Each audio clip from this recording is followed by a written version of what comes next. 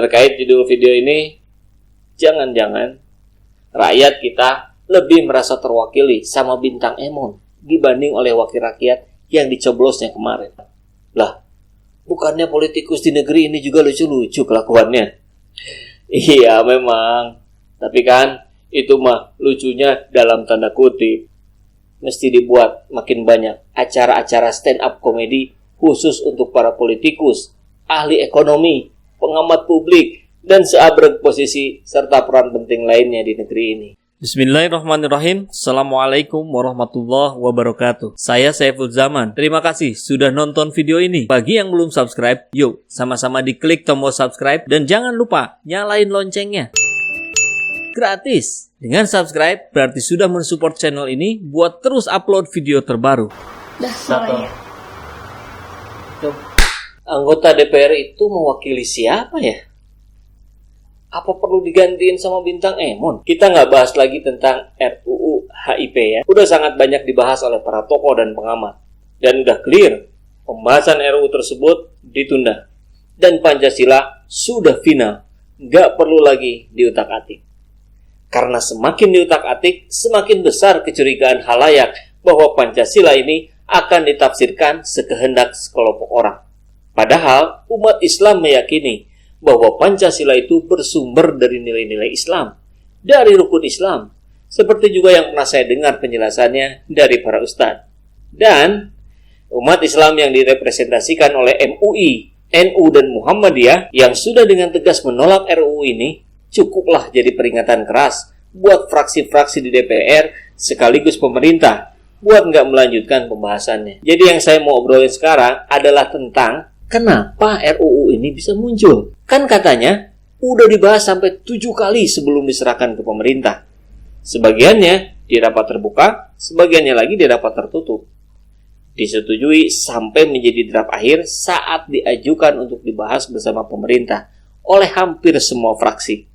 Saya ulangi, disetujui oleh hampir semua fraksi untuk dibahas lebih lanjut bersama pemerintah. Nah ini pertanyaannya. Hampir semua fraksi menandatangani RUU tersebut.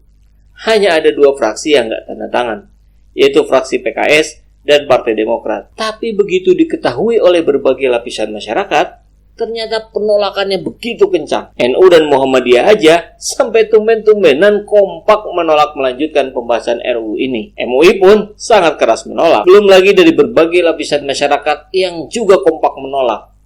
Saya memang nggak punya data statistiknya. Tapi dengan kacamata publik, sekilas saja sudah bisa kita simpulkan bahwa mayoritas masyarakat menolak. Kalau ada yang justru sepakat dan menyetujui langkah DPR ini, silakan sampaikan di kolom komentar ya. Kita diskusikan. Maka pertanyaannya adalah, kalau ternyata mayoritas menolak, lantas sebenarnya anggota DPR itu mewakili siapa? Kalau toh ternyata yang diwakilinya aja justru menolak. Ini yang saya nggak habis pikir. Ada fraksi PDIP, Gerindra, Golkar, Nasdem, PKB, PAN, P3. Semua fraksi ini turut menandatangani. Ya, Gerindra menyetujui dengan catatan. Mungkin beberapa fraksi lain juga ada yang begitu, dengan catatan. Gini deh, kita sederhananya aja ya. Kalau ada sahabat yang nonton video ini, dan kemarin milih salah satu partai dari 7 partai barusan, silakan angkat bicara, tuliskan di kolom komentar. Apa sahabat setuju dengan RUU ini atau enggak? Gimana kalau yang komennya para buzzer? Ya, channel saya ini kan belum sebesar akunnya Bintang Emon yang bisa langsung menarik perhatian jutaan orang dalam waktu singkat. Jadi rasanya sih nggak akan disusupi akun-akun anonim yang akan menyerang balik. Nah, tentang Bintang Emon, jadi kepikiran juga. Coba kalau dia ikut bicara juga tentang RUU HIP ini. Jangan-jangan suara dia akan lebih didengar dibanding orang DPR-nya sendiri. Bener nggak? Ya, sahabat, di era new normal ini perubahan besarnya ternyata juga meliputi suara siapa yang lebih didengar dan dengan cara apa. Iya kan? Seorang anak muda, stand up komedian, tentu dengan gaya anak muda yang lucu, mampu lebih menggaungkan isu sosial dibanding lulusan sarjana atau bahkan master ilmu sosial politik yang bicara tentang isu yang sama. Jangan-jangan Setelah ini, kemudian anak-anak muda terinspirasi untuk lebih mendalami ilmu komedi untuk jadi politikus dibanding masuk kuliah jurusan ilmu politik. Atau mungkin ilmu komedi udah saatnya dipikirkan serius oleh para pakar dan ahli pendidikan untuk dimasukin jadi jurusan khusus di bidang ilmu yang dipelajari di kampus. Coba kita lihat juga salah satu langganan yang jadi trending YouTube belakangan ini. Channelnya Sule kan? Komedian juga. Komedi emang bisa jadi hiburan di tengah penatnya kondisi kehidupan kita saat ini. Dan saat suara komedian lebih didengar dibandingkan suara pakar dan ahli misalnya, maka mari kita berpikir ulang.